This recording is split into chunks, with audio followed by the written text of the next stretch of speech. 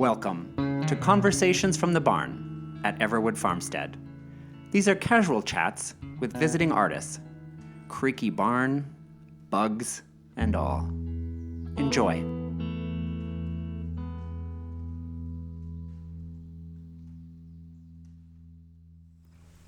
Hello, this is Chris. Welcome to Conversations from the Barn. I'm so happy to be here this evening with Sim Warkov, ceramic artist, and Genevieve Waterbury, dancer and choreographer. We're right in the middle of your week, which is kind of a unique time for us to have the conversation, but I'm excited to hear how it's feeling and going and all the things. How are both of you? Really well. Yeah, blissed out. Blissed out. Yeah. How has your time been? And I'm curious too how kind of expectations versus once you kind of showed up, because it's an Evel Knievel jump to kind of throw yourself into a space you haven't been. Yeah. Expectations. I think I was definitely expecting to spend a lot of time with doing little as the priority of just reconnecting with a sense of silence and like solitude and stillness, which I think the stillness part especially is such a balancing act for me because I am a dancer. But it's been so special so far, and I have done those things that I thought I came here thinking I wanted to do, which is like sit still for, or maybe not still, but sit in one place for 30 minutes and not, check my phone or stretch or just be present. And it's been the best. Yeah. It's made me realize that's something I'm kind of lacking or think is available to me elsewhere, but it's less of a priority. Yeah. It reminds me of Shavasana in yoga, and Bill and I had a great teacher for many years, and we would always finish with Shavasana, and it was a little trouble for Bill because inevitably within about 20 seconds he is snoring song logs in the room, and about the third time that happened the teacher wanted to wrap the whole thing. She's like, I just want to talk about Shavasana, which is a pose. It is not a nap. Yeah, oh my gosh. This is a position to be in with deepened tension, and you've kind of taken a Shavasana stance with being quiet in the barn. Yeah. Oh yeah, definitely. And in the barn, and then I went on one of the trails yesterday and set up a blanket and did a little Shavasana out there. Yeah, it's been lovely. There's even when it's almost as if when you're quiet and when you're still, it's so vibrant. Everything is still so vibrant and still so loud, all of the birds and the wind and the rain the first day. So it hasn't really been silent. It's just been a different kind of quiet. Yeah. What are you discovering in that quiet stillness? I had a goal of being an observer, and so I thought there would be a lot of observing nature, and there has been, but I was just thinking earlier today that I spent a lot of time observing myself observe nature, which is so funny. It's like when you limit what you can do. I was watching a bird and it started to fly higher and higher, and I was like, I have to make a choice if I'm going to lift my head and follow it or if I'm going to let it just go out of my vision. And I was like, man, that's cool. Like something I wouldn't think of otherwise, but just to be in that moment and realize that we can make those choices. And so often it's just like habit or impulse or just thoughtless moving through, and it was cool. And then I thought about the two options, or I'm sure there are more, but in that moment, those two options after, and I was like, both are really valuable.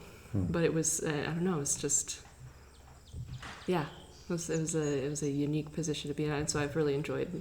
I'm working on choreographing a work about someone who's a great observer, and so I think I was subconsciously observing myself, thinking about like observing how she would have been in the world. Yeah, Emily Dickinson. So Emily. Yeah. Beautiful. I want to know more about that. Sim, how about for you? I consciously decided to not do too much research or anything about this trip. People would be like, well, where is it? And I'm like, I don't know. It's somewhere in Wisconsin. I literally knew nothing until a few days other than what you guys sent. And I had no idea what the accommodations were going to be like. I didn't even realize that it was just going to be 2 of us. I thought there were going to be a lot of people. I had no clue. And then I figured out that it was just going to be the 2 of us before you and I met. But coming out and seeing, pulling up, it was just so beyond anything I probably would have envisioned. So it's just, the setting is beautiful.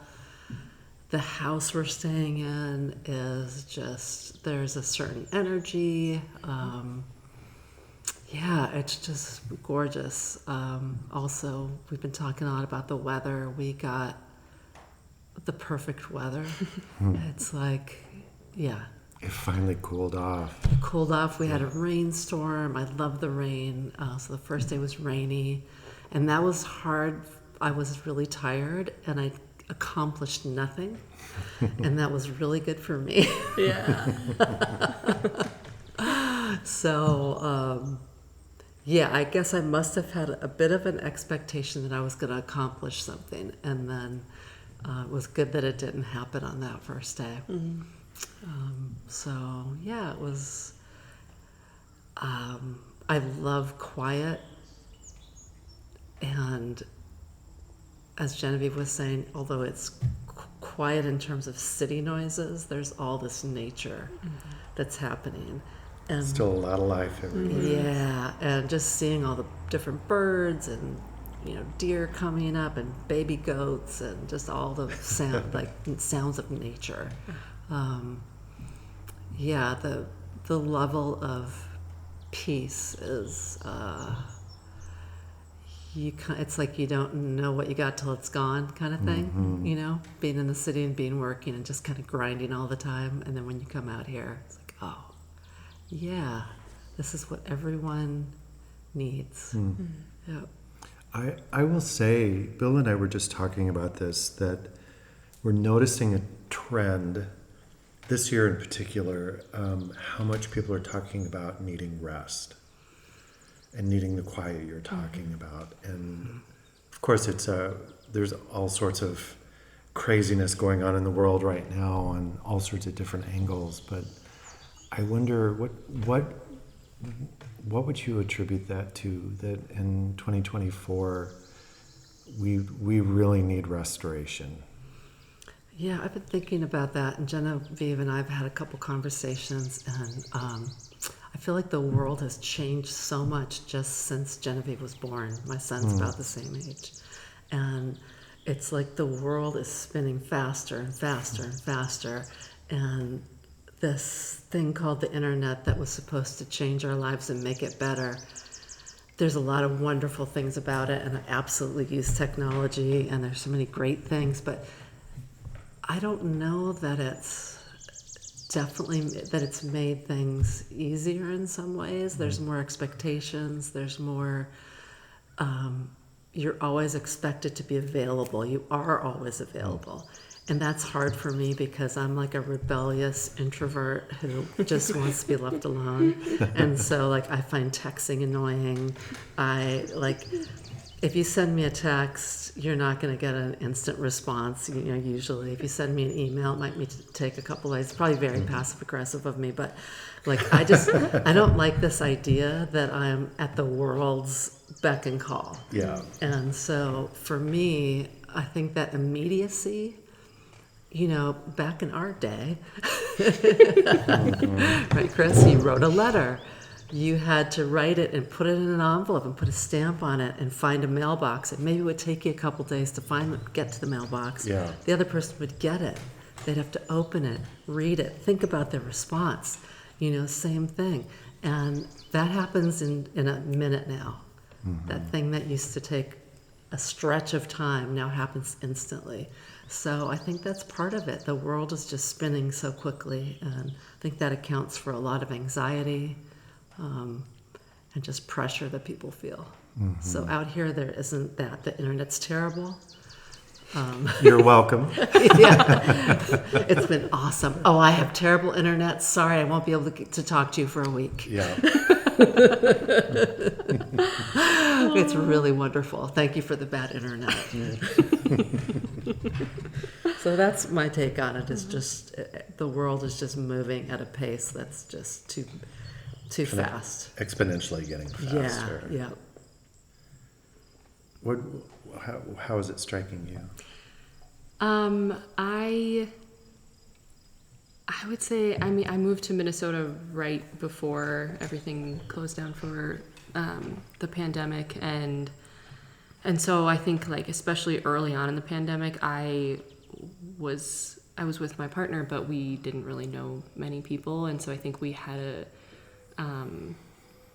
I think in some ways early on in the pandemic, some people I know had more of a sense of rest because it was time away from their work, and I think we had more agitation of not really knowing this place, not knowing people, feeling a little like untethered, and so I think because everything slowed down so much, I feel like there was a lot of brewing anticipation for it to all open up again, and in a way that I think, like, I don't know, at least in the arts or the performing arts, which is where I work, it's like I feel like we did everything right away the second we could, and then kind of kept it up, and I feel like there's a lot of talks in I don't know, in my communities and in my workspaces about, okay, we need to strike balance now because we've been growing so quickly and in a way that's really amazing, but it's not sustainable. And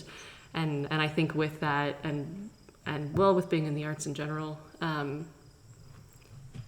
it being a labor of love and of passion makes it feel like the work you're upholding is not just your day job. It's like, do the arts continue to exist or not? And obviously you can't take that burden every day, but or with every task you do. But I do think that there's fatigue around that too, around feeling like, well, if I don't do this, it might not be enough for the art form to continue. And I think that's true to an extent, but also we need rest. We need the balancing in order to actually be able to show up in the right way. That's where I've really felt my need for rest is, I can't do the work I'm supposed to do in the best way or to my greatest capacity if I'm multitasking so much. There is kind of an energy of grasping in these last 2 years since we've come out. A little bit of desperation, a little bit of pushing, a little bit of keeping something alive. Yeah, that's really interesting. I'm curious, what do artists need in particular in these days to keep their work thriving, to keep it interesting, to keep it joyful? What do the two of you need these days?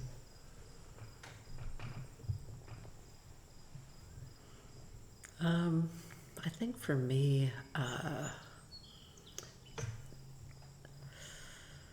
an understanding. Let's see, how can I put this? I'm an artist, but I have a business, so I'm kind of doing both.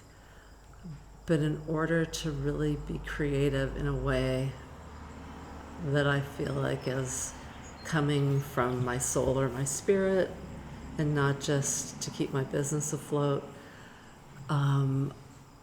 there needs to be a lot of time for contemplation. It's not, artists have a process. Every artist has a different process, how we get to where we're going.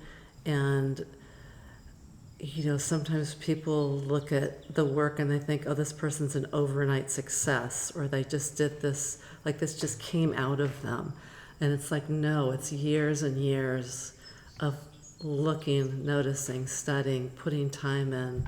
And it's not the same kind of work as making something that's as tangible to people, I guess, So people who appreciate what you do and what it takes for you to do what you do, I think is like really helps me feel supported. There's, I think I've spoken about it on the podcast before. A friend of mine was telling me about a book, and I don't remember it. I wish I could give it attribution. That talked about that there are two kinds of time: creative time and manager's time. And we live on manager's time all the time. It's our calendar, the meeting. Mm-hmm. And you slip in, I'm going to work on the logo for a half hour, or I'm going to go, and we fit in our creativity in the middle of that. And that's actually not how creativity works. It needs an expanse. Yeah. A full morning, a whole day. Yeah. And also, what does productivity look like when you're in that artist creative time? Part of it is rest, ruminating, being still, listening, paying attention. We are building muscle, different kinds of muscles that a lot of people aren't aware of what that takes. But same for an athlete, the hours of practice and building muscle memory and all the rest of it. Yeah. But when we have to be in the world to make a living and running a business, you're going back and forth between manager and creative. And you got to be really keenly aware of what am I now and what's really needed. Right, because that is, if you don't have a trust fund, or a benefactor, you have to figure out how to support yourself. So yeah. You do have to do both. And a big part of that for me, and it's the hardest thing for me, and I just have figured this out about myself, is trust. Trusting that it's going to be okay, trusting that like good things are going to happen, that I can do this, You've always figured it out.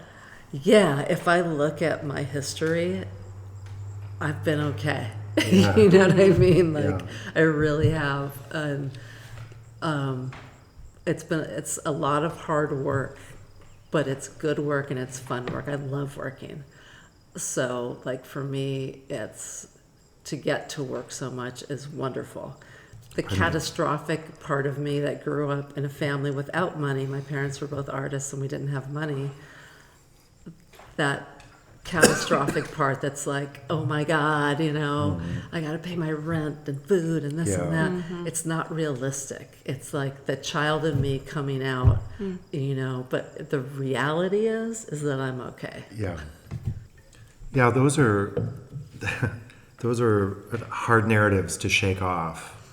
And I have to imagine as a mom, a hard narrative not to pass on to the next generation too. Oh, I have. Have you? Congratulations for that.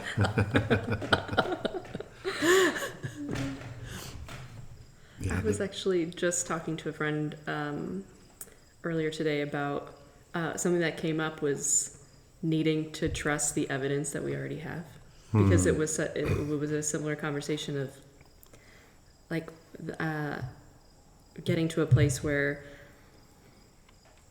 things do work out, like they find their way of working out, and yet it always feels like there's this struggle or this fight before you do let go.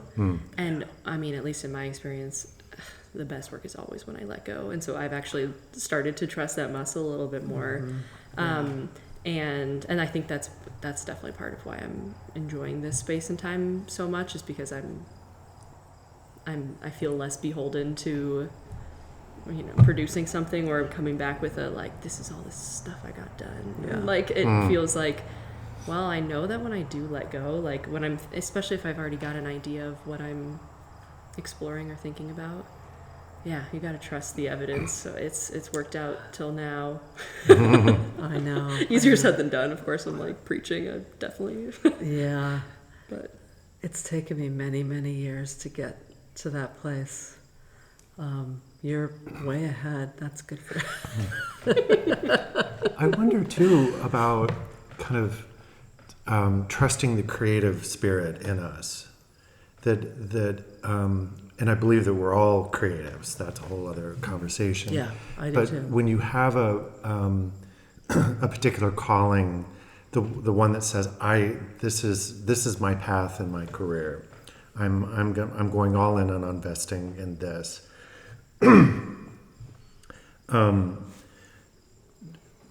At least for me, there was a moment of kind of creating a relationship with it, creating a relationship with the musician in me, that this was someone that I needed to understand, and what its nature was, and what turned it on and what turned it off, and how we would kind of meet in the middle somehow. I know you both grew up as creative kids in creative families. I wonder, does that seem true to you too? Is there a moment that you're like, this is my dance partner for life and I need to have a relationship with it? yeah,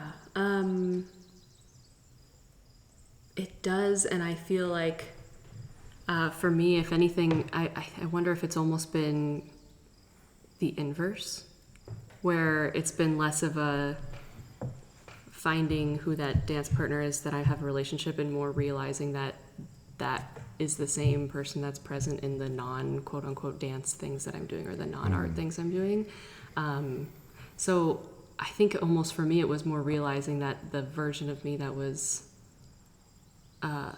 just really loving joining a bowling league and, you know, having fun and having friends around all the time, like that was the artist as well, or almost. And I know we were talking recently about this one phenomenal George O'Keeffe exhibit I went to once, where it was a lot of it was about her life and her lifestyle and her life choices, as much or even more so than her paintings, and how she lived with a sense of like everything she did was her art.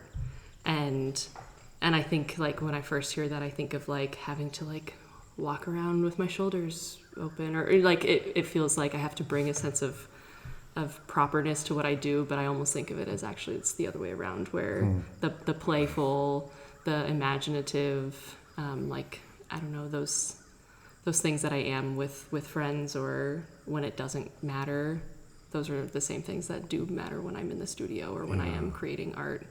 And I think it definitely has informed the art that I have grown to know as my style, which is very imaginative. It's very, it takes a lot of inspiration from nature, but it also kind of animates it in a way that feels like play, but also helps tell stories of grief and kind of imagine other outcomes if I don't love the outcome I'm experiencing currently. So I think the play is a big part for me of bridging those two.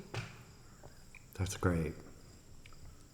Yeah, I think growing up with creative parents, and also just my parents were just so bohemian. I didn't grow up with girls have to do this and boys have to do that, and you know, you should wear this or not wear that. There weren't a lot of instructions, which in some ways were good and in some ways didn't feel good at first, because I felt like I didn't know the rules when I got out into the world, and I spent a lot of time trying to figure out the rules.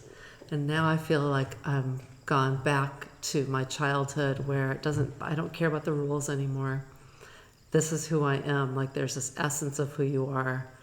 And, you know, I'm a mother, I have children, so I see that when a child is born, they're just so uniquely who they are and creative. Everyone's creative in whatever way it is, and they express it until the world tells them, no, that's not okay. And then, you know, human beings hide that. And then if you're lucky, you get to uncover that as you get older. So I'm kind of in that stage where I've had all these different lives and done all these different things, but artistic creativity has always been the thread. And it's always been the thing that makes me happy. And I realized that, like, I have to make things. Like, I just have to. Whatever it is. I have to sew, paint, sculpt something. And spending time with my mother was so interesting. She's 85 and she's also an artist. And she said that to me when we were in London. She said, all I know is I just have to make things. I've been this way my whole life, and I have to make things. I'm like, oh my God. Yeah, we're related. Yeah. and the confidence that it gives you to know that you can make things, or to move your body the way you do, or play a musical instrument. There's something that is, it's like something that no one can take away from you. So, yeah. It is, it's real joy. That's kind of how you find the thread of what to follow, right? Mm-hmm. Yeah. We're really fortunate that way. So fortunate. Yeah, whether it's athletics or whatever it is, like to have that purpose. Yeah. We wrap all of our podcasts with the same question, and so I will ask the two of you. The question is this: how have you experienced beauty today?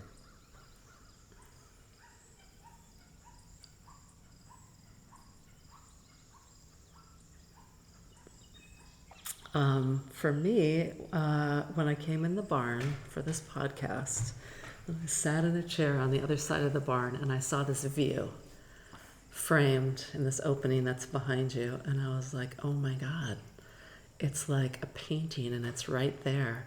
And so I just moved my chair closer and sat here until you guys got here and stared out into the field.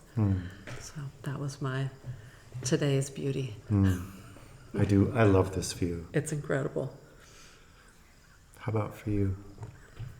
I actually sat and looked out this window earlier today for my kind of like, open eye meditation that I've been doing the last few days. So not to steal your thing of beauty, but there's so much of it. Yeah, I mean, I think that's what I've loved being in this barn. The barn itself is so it's just such a beautiful structure. Honestly, it really is. It's the balance that we were talking about. It's the manager and the creative. It's like this is such a held space where there's so much potential, and something about all these chairs feels so reverent, and I love having these open barn doors and just feeling the two worlds.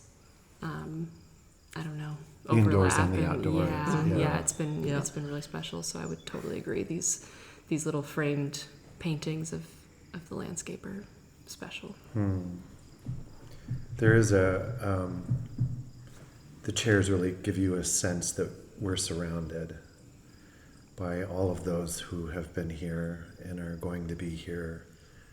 And the rafters are full of cow moos and opera and wedding I-dos.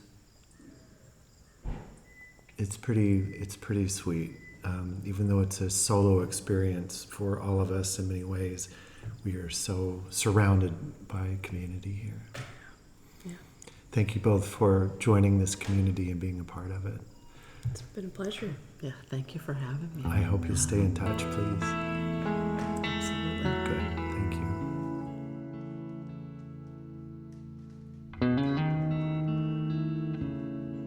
you. Thanks for listening to Conversations from the Barn at Everwood Farmstead. Our theme music is provided by John Mark Nelson. Wishing you all good health